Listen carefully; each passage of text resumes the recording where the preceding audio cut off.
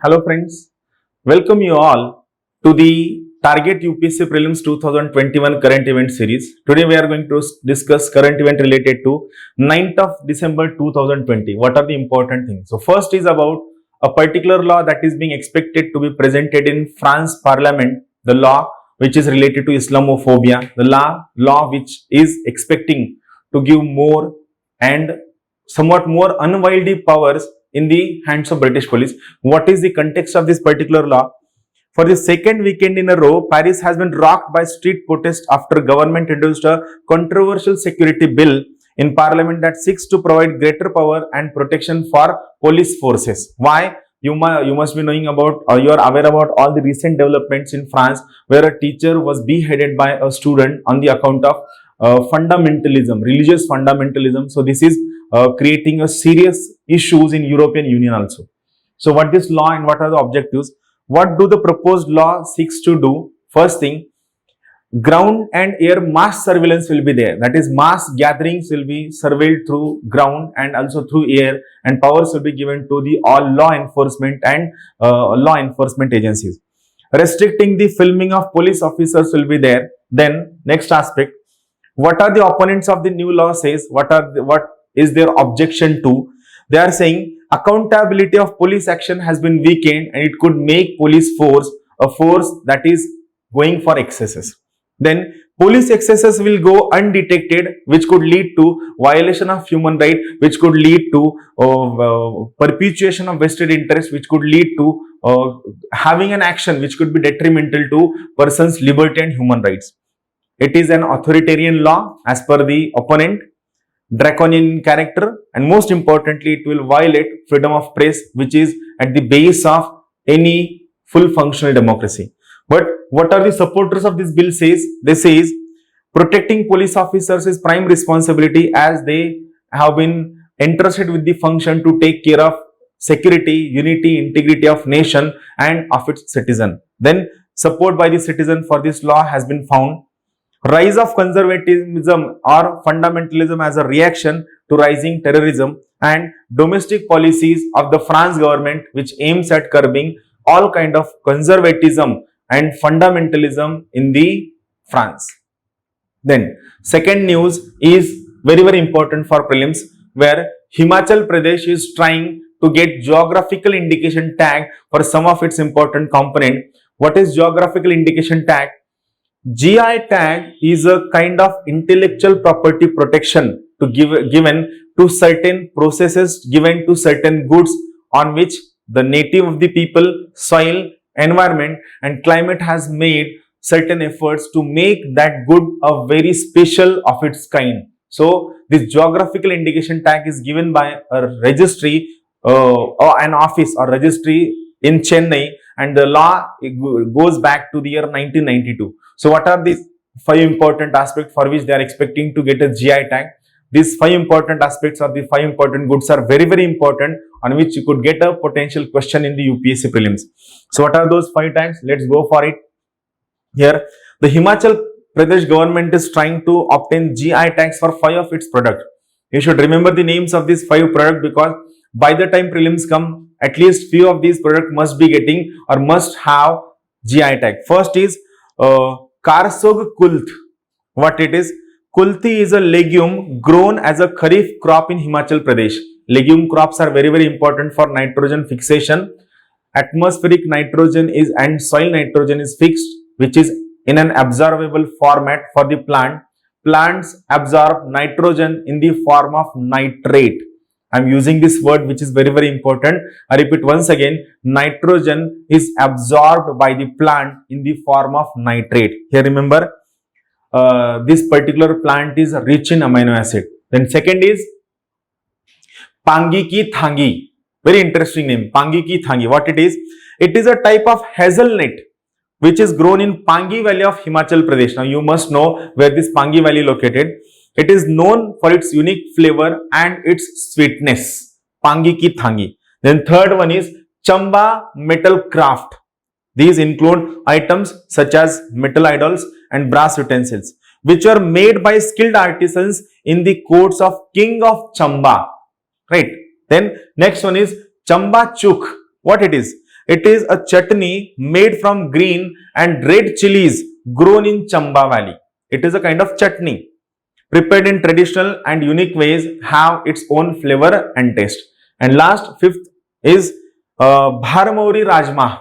Rajma, you must have heard Rajma Chawal. Many film actor and actresses use this word that their favorite food is Rajma Chawal. So it is a more specifically called Kugtalu Rajma. It is rich in proteins and has a unique flavor of its own. So these are the 5 important goods which are being demanded GI tag by Himachal Pradesh government. Then next one, it is about a news of environment where elephant corridors have been identified in Orissa and which is expected to be given green signal by National Green Tribunal. So here remember, recently National Green Tribunal has directed the Odisha government to prepare an action plan for 14 identified elephant corridors. What are elephant corridors? So basically remember, elephant corridors are narrow strip of land that connect two large habitat of a species population or elephants population. They are crucial to reduce animal fatalities due to accidents and many other reasons where they are not able to migrate from one habitation to another habitation. Now here, fragmentation of forests makes it all the more important to preserve migratory corridors. This movement of elephants helps in enhancing the species survival and their birth rate. Here remember, 88 elephant corridors have been identified by Wildlife Trust of India under the National Elephant Corridor Project. 88. And remember the name of this project on which you could get a potential question, National Elephant Corridor Project. Now some important information about elephants. So remember, elephants are keystone species, first thing. Second, there are 3 subspecies of elephants that are found in India, Asian elephants. They are the Indian elephant, then Sumatran elephant and Sri Lankan elephant. Now, the Indian elephant has a widest range and accounts for the majority of the remaining elephants on the entire continent of Asia. Now here, remember, what is the status of conservation of elephants in India? Wildlife Protection Act of 1972, its Schedule 1 talks about the protection of elephants in India. IUCN list said that elephant has a status of red list. IUCN, it stands for International Union for Conservation of Nature, and it says elephants are endangered in India. CITES says, or CITES has given the status to elephant in its Appendix 1. What is CITES? It stands for Convention on International Trade in Endangered Species. Remember the name. CITES stands for Convention on International Trade in Endangered Species. Here remember, India is a home to 50% of the Asian elephants population. According to the 2017 elephant census, there are 27,312 elephants in the country, marking a decrease of nearly 3,000 elephants from the 2012 census. Now, what are the important initiatives taken by Government of India for protection of elephants? First, it is Gaj Yatra. Gaj Yatra is a nationwide campaign to protect elephant. It was launched on the occasion of World Elephant Day in the year 2017. Now, I give you homework. Search what is the World Elephant Day and put it in our comment box. Then, Project Elephant. It is a centrally sponsored scheme which was launched in the year 1992. Then comes another important aspect or dimension, same like environmental corridor, elephant corridor, it is an ecoduct. So what are these ecoducts? Let's go for what are these ecoduct. You can see this diagram, you can realize, so this is a highway and this is ecoduct that is being built. It is a tunnel. It helps these elephant to migrate from one habitation to second habitation without any interference or without any kind of blockage from the highway. This reduces fatalities, this reduces accidents on the road, and most importantly, it reduces any kind of blockage occurring in the reproductive cycles of these species on one side as well as other sides of the highway. So what are these ecoducts? Here remember, you could get a question on this current event. Ramnagar Forest Division in Nainital district of Uttarakhand has recently built its first eco bridge for reptiles and smaller mammals. Ecoducts are eco bridges aimed to enhance wildlife connectivity that is disrupted because of highways or waterlogging. Then here remember, these includes canopy bridges usually for monkeys, squirrels, and other arboreal species. Arboreal species, the species of the animals that are found only on the trees, or they have their habitation on trees. Then concrete underpass or overpass tunnel or viaduct. Underpass, overpass, or viaduct, usually for larger animals. And third one is amphibian tunnel for culverts. So these three are important ecoduct on which you could get a definitely question in prelims or in mains. Now here remember, next one is about science and technology. It is about quantum supremacy, where China has claimed that it has built 100 billion times faster computer than Google's prototype. Here remember, Port China claims quantum supremacy with computer 10 billion, sorry, I said 100 billion times, no, it is 10 billion times faster than the Google's prototype. Why it is important? Now here, Chinese scientists are claiming that they have built this computer, a quantum computer that is able to perform certain computations nearly 100 trillion times faster than the world's most advanced computer is being claimed by China. Now why it is important? It is a term proposed in 2012 by John Preskill, professor of theoretical physics at the California Institute of Technology. Here it describes the point where quantum computers can do things that classical computers, that is the computer that you are using, cannot do. Then next important news has historical significance. It is a particular movement, historical movement launched in the 1907 by the uncle of Sardar Bhagat Singh. It was, what is Pagri Sambhal Jatta movement? What is this movement? So here, the ongoing farmers' protest against the recently legislated farm laws is similar to farmers' protest in the year 1907. Why and what was this movement? Here remember, the farmers then protested against the three British laws. What were those laws? First was Punjab Land Colonization Act, second was Doab Bari Act, and third was Punjab Land Alienation Act. These three important acts, and Punjab farmers protested against these acts. Now, who spearheaded this protest? Pagdi Sambhal Jatta movement was in 1907. Bhagat Singh's uncle Ajit Singh Sandhu headed a movement against these laws.